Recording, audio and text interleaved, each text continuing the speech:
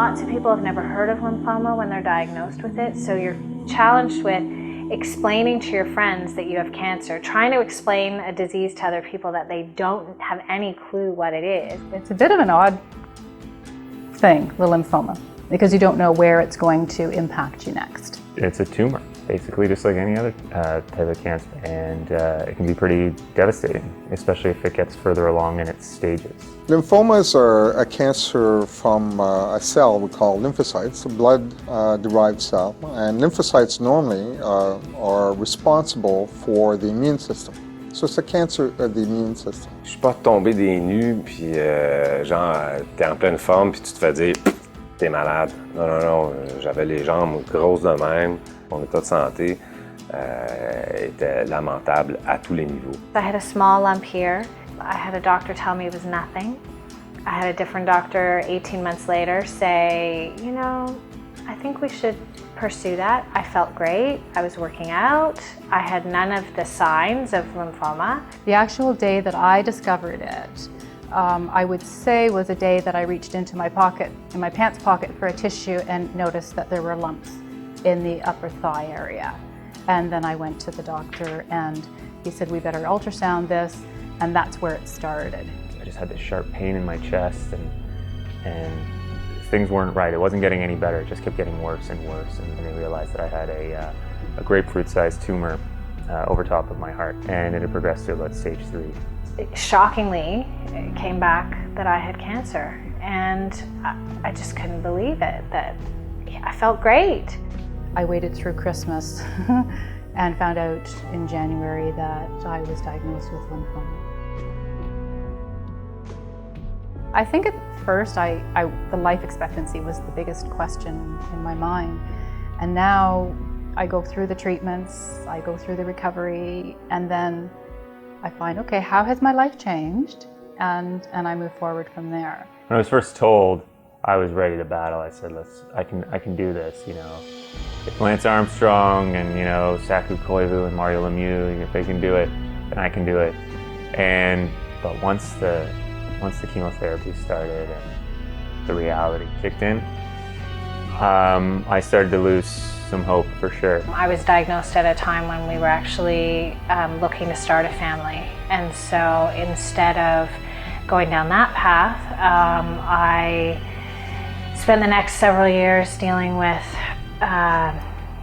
tests, treatment, almost 7 months of chemotherapy, recovery from that. You think, oh, am I going to see my kids get through university? Am I going to see them get married? Am I going to see them have grandchildren? Quand je suis tombé malade, moi je me suis dit, OK, la musique, c'est fini. La vie publique, c'est fini. Ce loft-là, c'est fini. Tout. J'arrête. Tout. La seule chose qui est importante, c'est vivre. Puis m'enlever tout ce poids-là sur les épaules, toute la responsabilité. Not a day goes by without thinking about it in some sort of way. It's so easy for cancer to take your life, but also can just take the best parts of the life you're still living. It's always there, you know, it's always whispering in my ear a little bit. Sometimes unexpectedly, you know, where you are sitting around with friends and you're laughing at something and you realize it's been an hour since you thought about your cancer, and then all of a sudden it's a couple hours one day when you realize you haven't thought about it. And you might get, you know, all the way through a day and it hasn't intruded on your thoughts, and you think, wow, I can't believe that I could actually be a regular person again. That's amazing. There were days, there were weeks where I didn't think about it. You're driving me alive again. You're driving me alive again. Quand j'ai composé les paroles de Live Again, c'était une belle journée d'été, il y avait du soleil, une petite brise, à l'autre bout il y a des arbres, puis c'était comme « wow, c'est donc bien beau ». Il y avait une vibe, il y avait un tout cet après-midi-là qui me rendait vivant.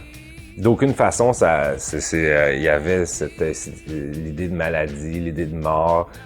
Il n'y avait rien de ça. C'était plus une idée de vie. C'était un feeling de vie. You're driving me alive again. You're driving me alive again. You know, we believe very strongly that there will be a cure in my lifetime. We believe that passionately. And so we can't do anything other than choose to live our life in a way that reflects the way we feel.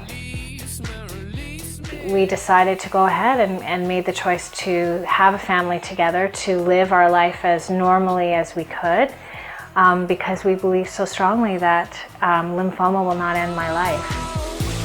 You're driving me alive again. Moi, le combat, c'est là, c'est maintenant. Réussir à bien vivre, réussir à prendre soin de moi. It's been over 11 years. I've been in what they call remission. For my kind, it's sort of a small R remission because they tell us that it will come back. It could be 18 months, it could be 5 years, it could be 10 years. So it's something that's, you know, a part of my life. The treatment of lymphomas is constantly evolving and really offers a prospect of less toxic and more potent combinations in the future. There's so much reason to have hope. There are new drugs all the time that are coming through trials and becoming available to Canadians. I'm going to say that the cliche thing that cancer patients say, this was a blessing. There are things that I've done in my life and with the people that are important to me, and that I wouldn't have done before. So I think the alive again comes when you realize you're going to live and you don't worry about when you're going to die. That's alive again.